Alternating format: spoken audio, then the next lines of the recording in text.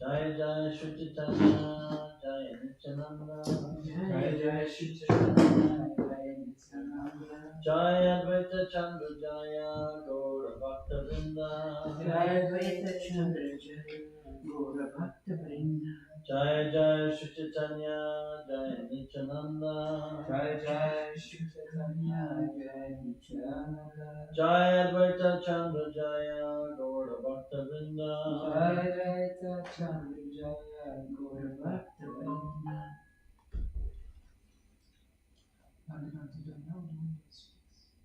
Yes, they know, but they prefer staying one room. That is usually in India. No, it's not first time happened. They would have told me that because it's like too cold for people. I just used the lid for putting nappies in the toilet. The toilet was all flooded when I went to flush it. I had to talk to him about that. Yeah. So we're starting today on text 82, Madhya Lila chapter 14, text 82, performance of the Vrindavan pastimes. Indeed, Sarvabhauma Bhattacharya engaged in water sports with Sri Ramananda Roy, and they both lost their gravity and became like children. So there's no hope for them. When Sri Chaitanya Mahaprabhu saw the exuberance of Sarvabhauma Bhattacharya and Ramananda Roy, he smiled and spoke to Gopinath Acharya. Tell the Bhattacharya and Ramananda Roy to stop their childish play, because they are both learned scholars and very grave and great personalities. Gopinath Acharya replied, I believe that one drop of the ocean of your great mercy has swelled up upon them. A drop from the ocean of your mercy can drown great mountains like Sumeru and Mandara. Since these two gentlemen are little hills by comparison, it is no wonder that they're being drowned in the ocean of your mercy. Logic is like a dry oil cake from which all the oil has been extracted. The Bhattacharya passed his life in eating such dry cakes, but now you have made him drink the nectar of transcendental pastime.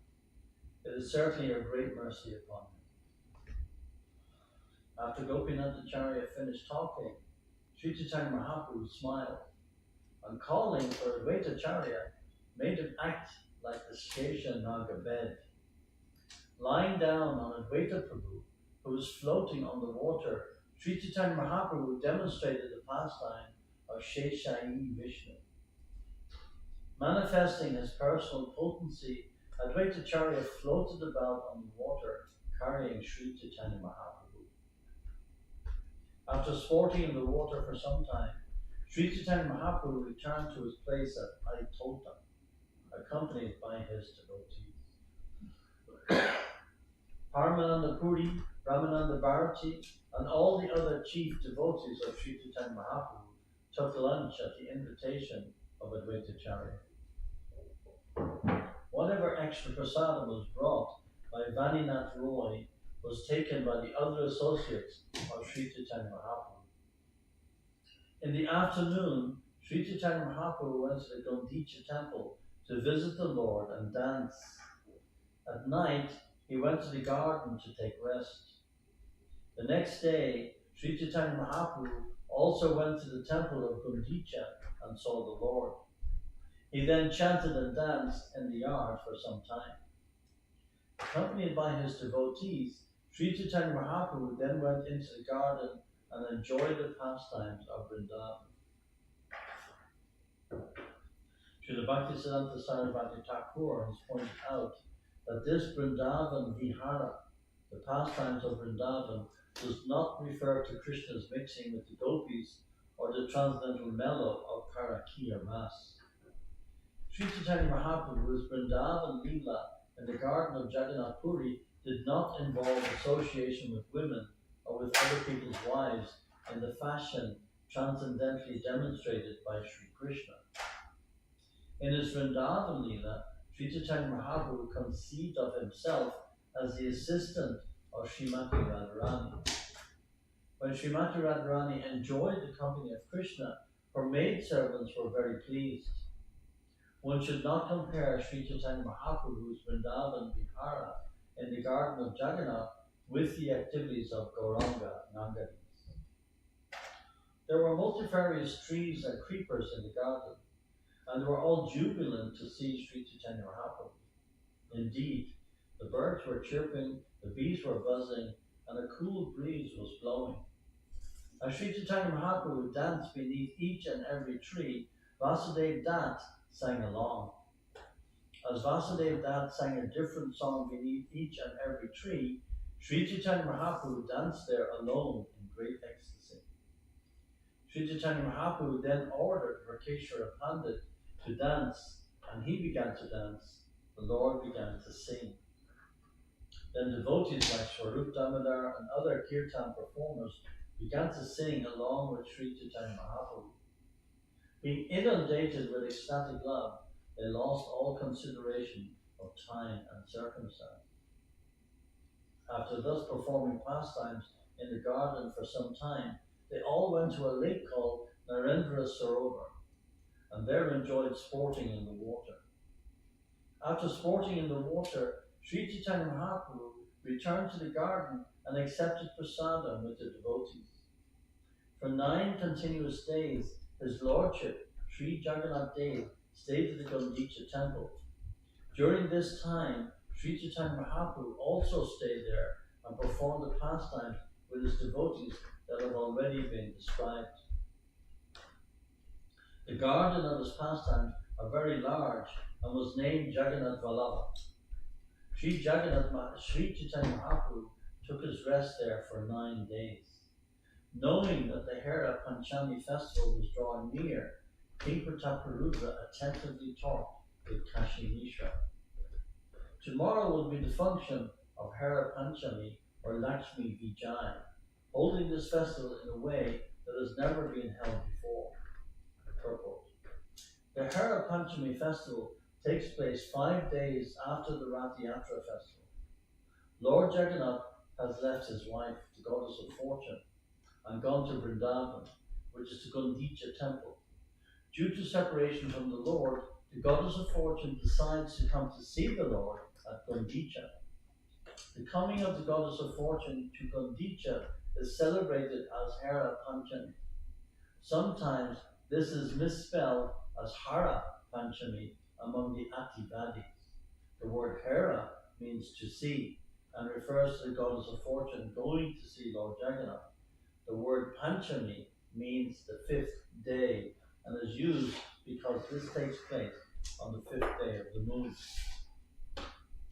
King Prataparudra said, "Hold this festival in such a gorgeous way that upon seeing it, Chaitanya Mahaprabhu will be completely pleased and astonished. Take as many printed cloths, small bells, umbrellas, and chammers as there are in my storehouse and in the deity's storehouse.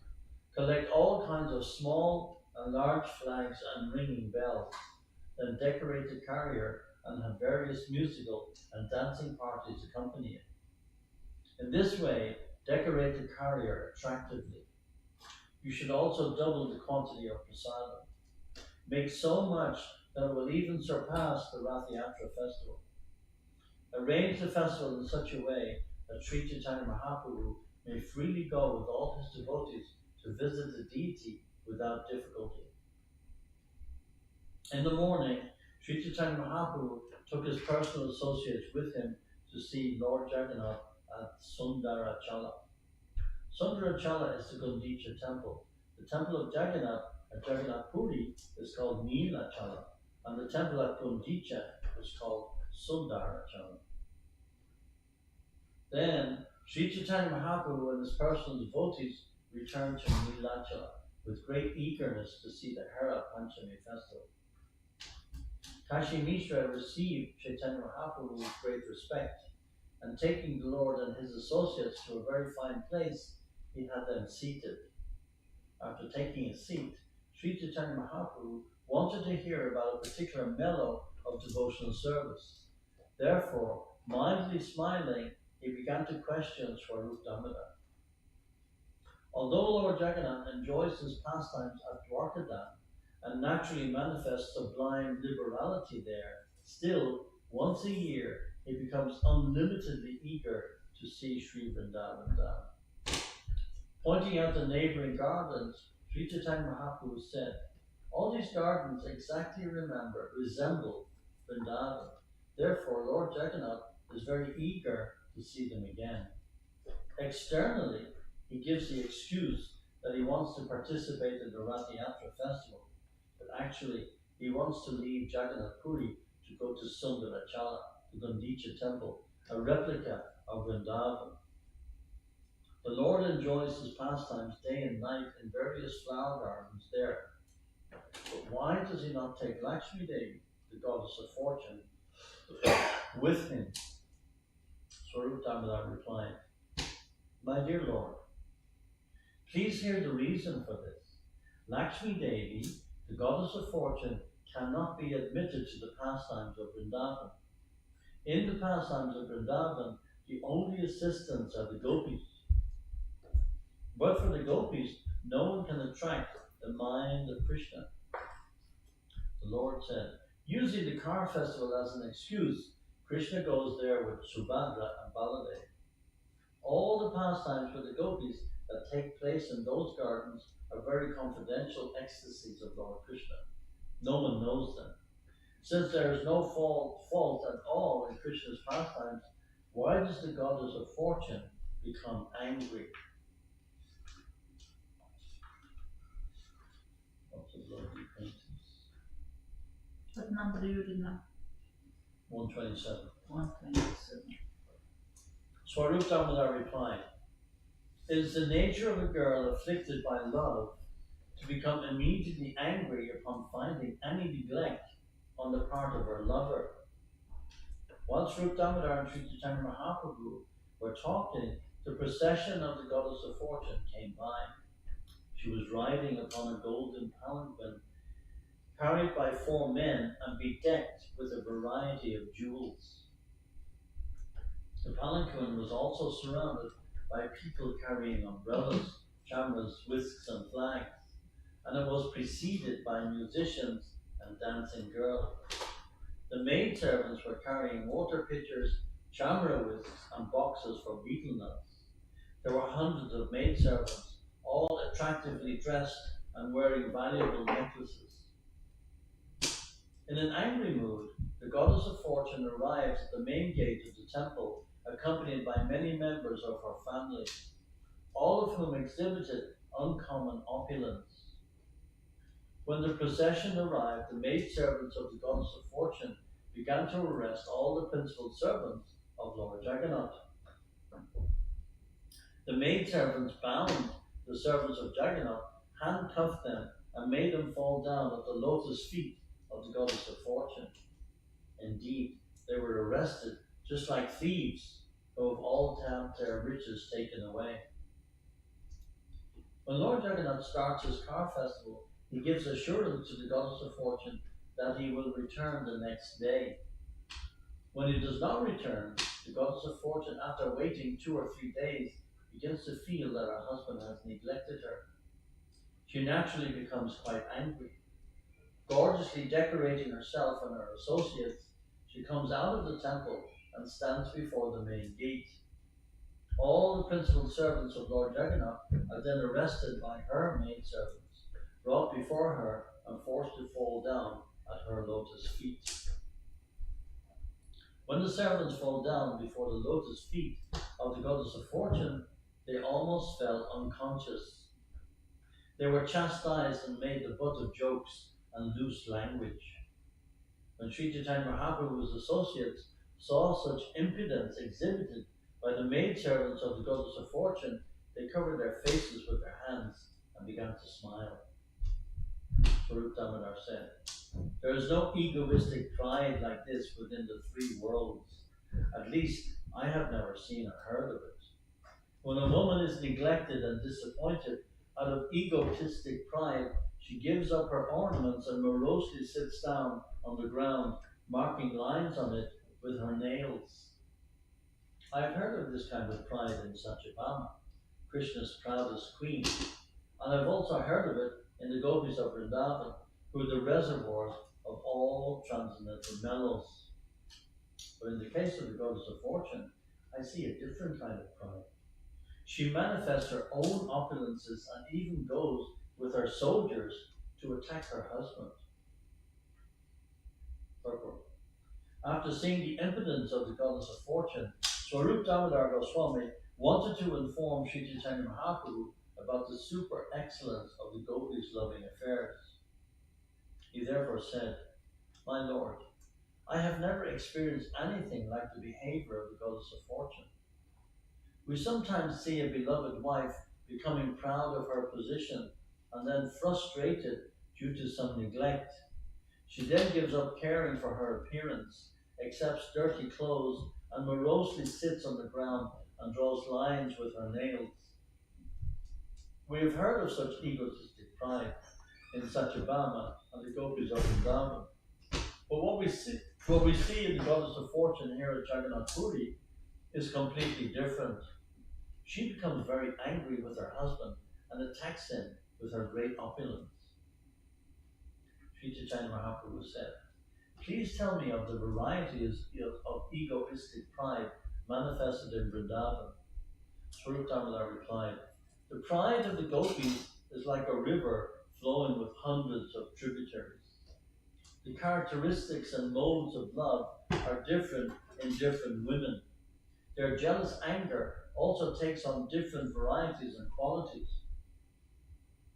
It is not possible to give a complete statement about the different types of jealous anger manifest by the gopis, but a few principles may serve as an indication. There are three types of women experiencing jealous anger: sober women, restless women, and women both restless and sober. When a sober heroine sees her hero approaching from a distance, she immediately stands up to receive him. When he comes near, she immediately offers him a place to sit. The sober heroine conceals her anger within her heart and externally speaks sweet words.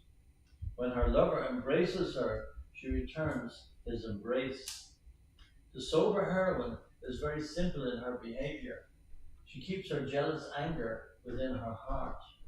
But with mild words and smiles, she rejects the advances of her lover. The restless heroine, however, sometimes chastises her lover with cruel words, sometimes pulls his ear, and sometimes binds him with a flower garland. The heroine, who is a combination of sobriety and restlessness, always jokes with equivocal words.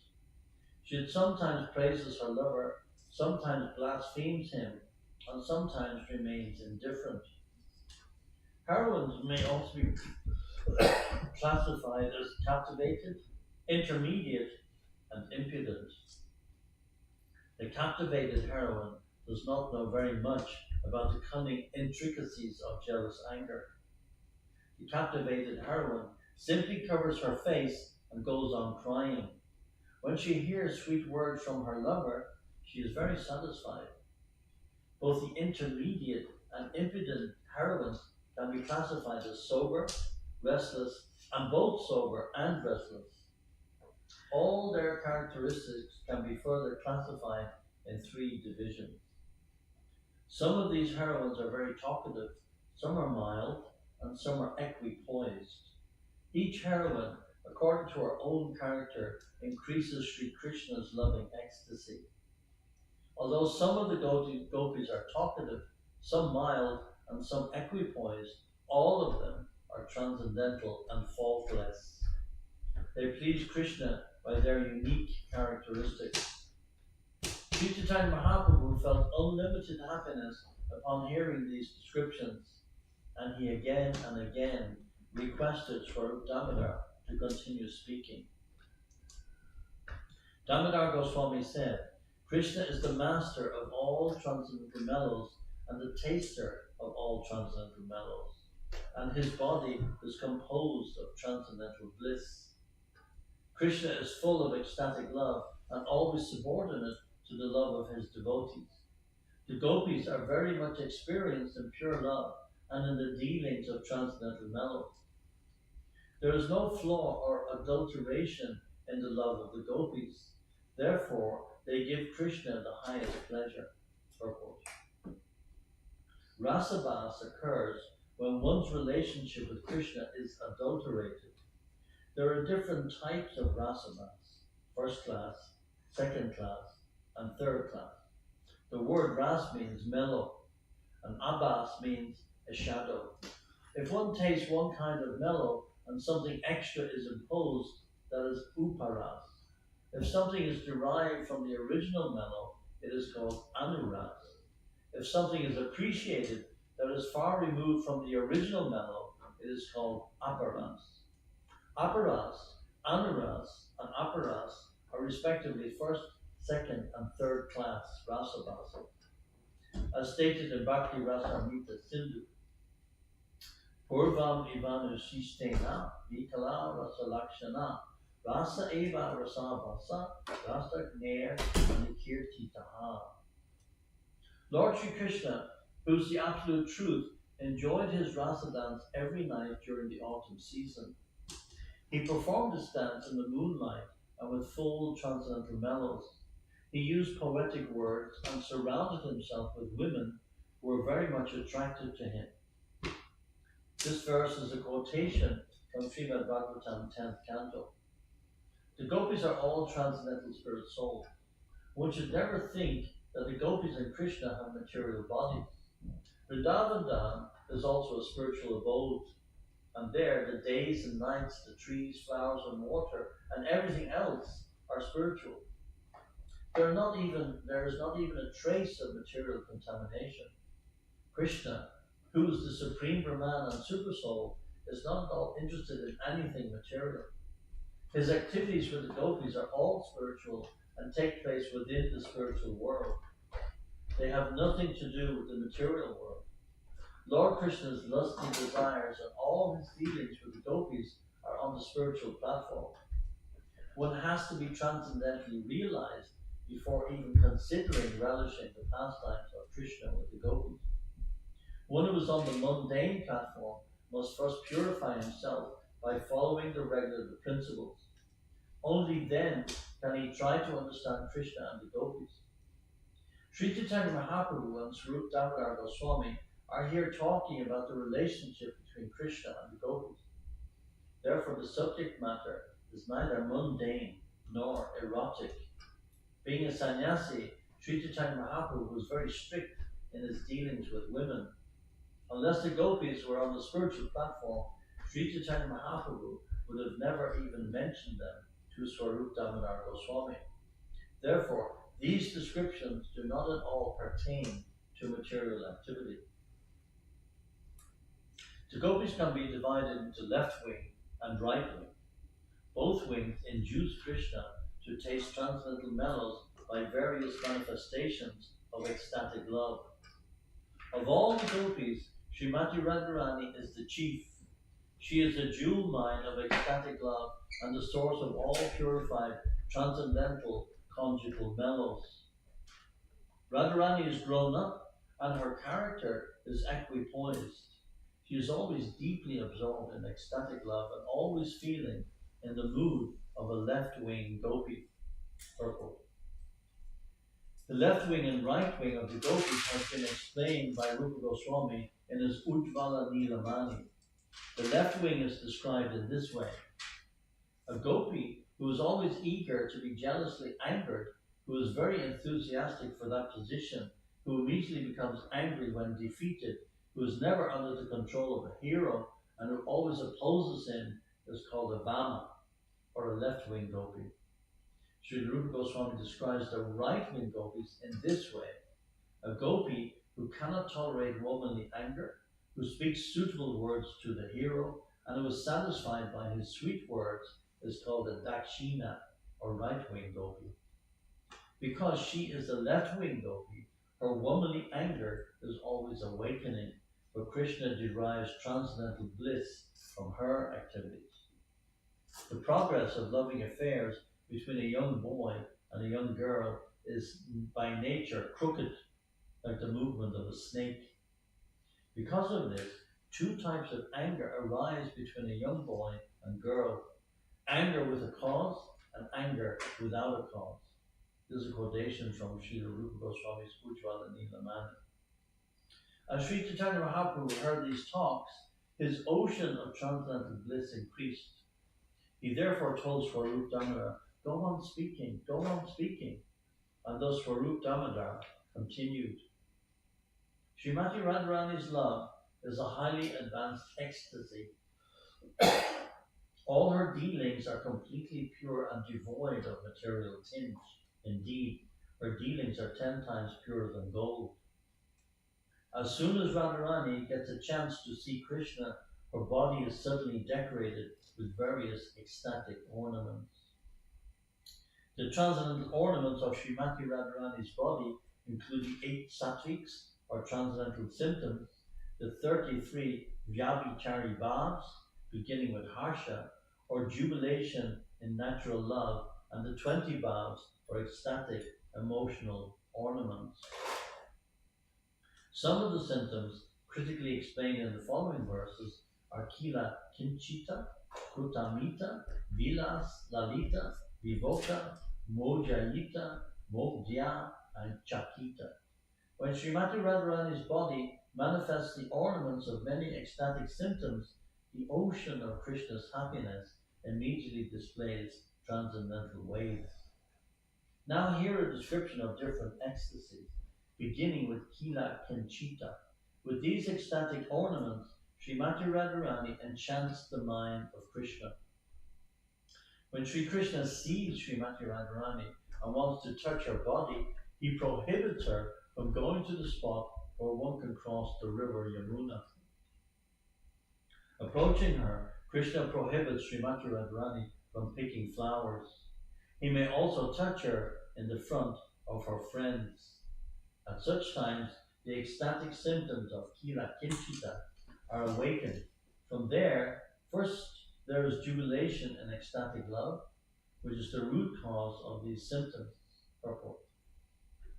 Whenever Srimati Radharani leaves her house, she is always well dressed and attractive. It is her womanly nature to attract Sri Krishna's attention, and upon seeing her so attractively dressed, Sri Krishna desires to touch her body. The Lord then finds some fault in her and prohibits her from going to a river, crossing, and stops her from picking flowers. Such are the pastimes between Srimati Radharani and Sri Krishna. Being a cowherd girl, Srimati Radharani regularly carries milk in a container and often goes to sell the milk on the other side of the Yamuna. To cross the river, she has to pay the boatman, and the spot where the boatman collects his fares is called Dhanagati. Lord Sri Krishna stops her from going, telling her, first you have to pay the fee, then you will be allowed to go. This pastime is called Dana Kedi Lila. Similarly, if Srimati Radharani wants to pick a flower, Sri Krishna claims to be the gardener's proprietor and prohibits her. This pastime is called Kila Kinchita. Radharani's shyness arises due to Sri Krishna's prohibitions. And ecstatic loving bodily symptoms called Kila Kinchita Bhav are manifest at this time. These ecstatic symptoms are explained in the following verse, which is from Srila Rupa Goswami's Ujjvala Nilamani. Pride, ambition, weeping, smiling, envy, fear, and anger are the 7 ecstatic loving symptoms manifested by a jubilant shrinking away. And these symptoms are called Kila Kinchita Bhav. There are 7 other transcendental ecstatic symptoms, and when they combine on the platform of jubilation, the combination is called Mahabhav. The 7 combined ingredients of Mahabhav are pride, ambition, fear, dry artificial crying, anger, envy, and mild smiling. There are 8 symptoms of ecstatic love on the platform of transcendental jubilation, and when they are combined and tasted by Krishna, the Lord's mind is completely satisfied. Indeed, they are compared to a combination of yogurt candy, ghee, honey, black pepper, camphor, and cardamom, which, when mixed together, are very tasty and sweet. Lord Sri Krishna is thousands upon thousands of times more satisfied when he sees Srimati Radharani's face light up from this combination of ecstatic love than he is by direct union with her. This is further explained in the following verse from Ujjvala Nilamani. So we finish there. From tomorrow we'll continue from text 180. Jai. Sri Chaitanya Charitamrita ki jai. Srila Prabhupada ki jai. Wonderful, wonderful stuff. Wow. Into the pastimes we're doing Radha Krishna. Amazing. It's even more than in Krishna book. It's like Lord Chaitanya has revealed a lot about himself and Srimati Radharani.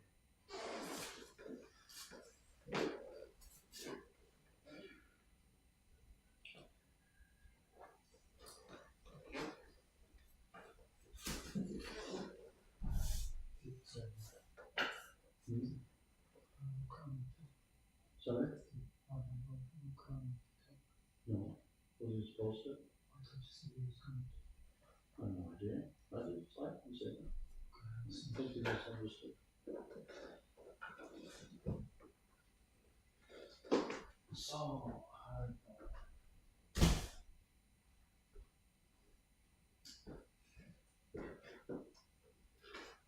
and